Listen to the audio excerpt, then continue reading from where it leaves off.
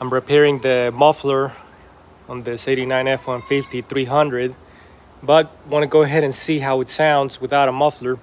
So gonna do a start up and rev